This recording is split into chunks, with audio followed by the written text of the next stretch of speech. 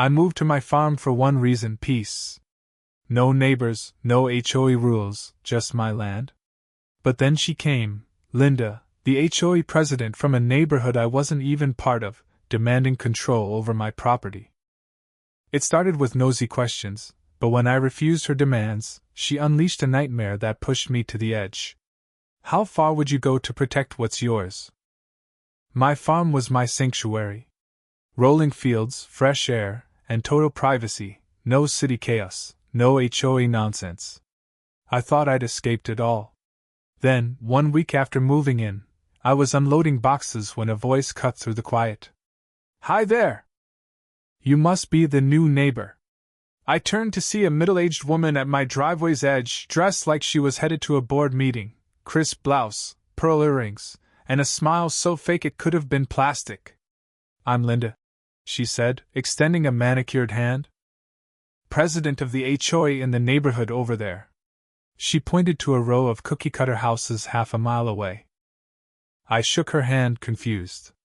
"Nice to meet you, but I'm not in your HOA." Her smile didn't budge, but her eyes flickered. "Annoyance, maybe?" "Oh, of course not," she said, her voice syrupy. "We just like to keep the area looking nice. It's about maintaining a certain aesthetic." I raised an eyebrow. "Right, but I'm not in your neighborhood."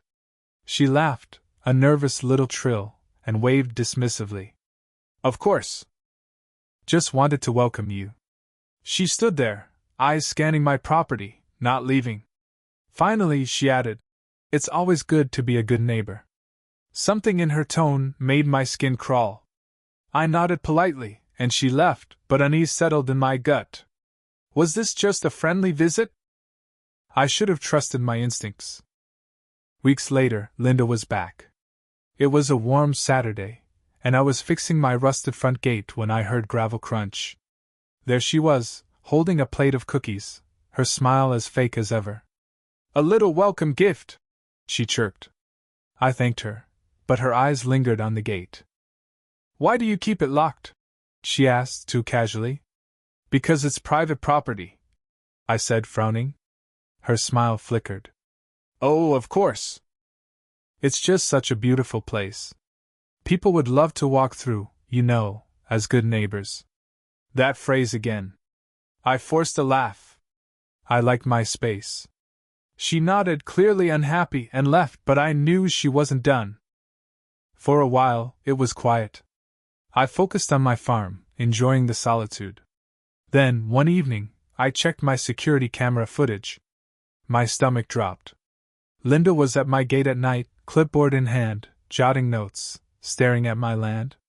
She glanced around, sneaky, like she didn't want to be seen. What was she planning? I brushed it off as HOA nonsense, but I was wrong. The next weekend, I was clearing brush when I heard voices.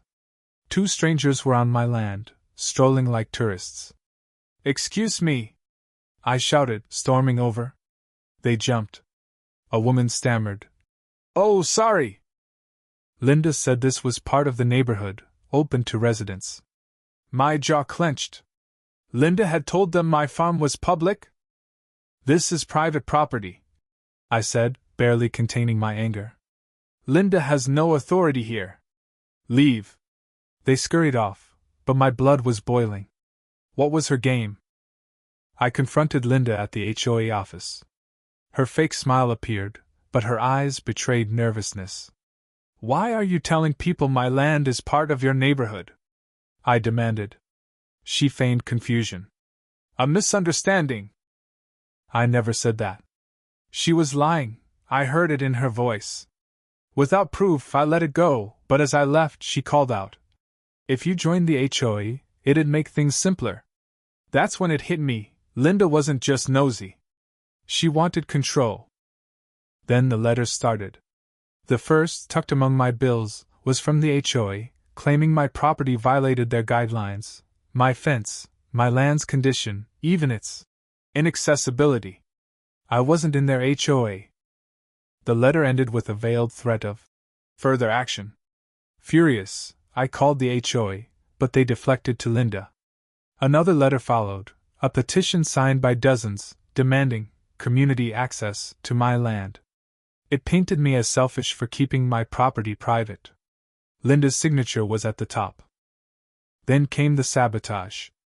Trash appeared at my gate, first wrappers, then garbage bags dumped inside my fence. Tire tracks gouged my backfields, but my cameras caught nothing. Worst of all, my tomato garden was trampled, no animal tracks, just deliberate destruction. Someone was sending a message, and I knew who. The final straw was a muddy HOA notice near my back fence, claiming my fence violated community standards and encroached on their land. It demanded I remove it or face consequences. I'd checked my property lines when I bought the farm.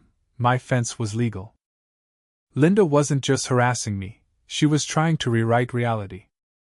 I couldn't sleep. Linda was behind it all, the trespassers, the letters, the vandalism. But why? Then I found out. Doubting the HOA's claims, I hired a surveyor. The results were shocking. Not only was my fence legal, but the HOA had built bushes and a sign on my land. Linda wasn't enforcing rules, she was covering up their mistake.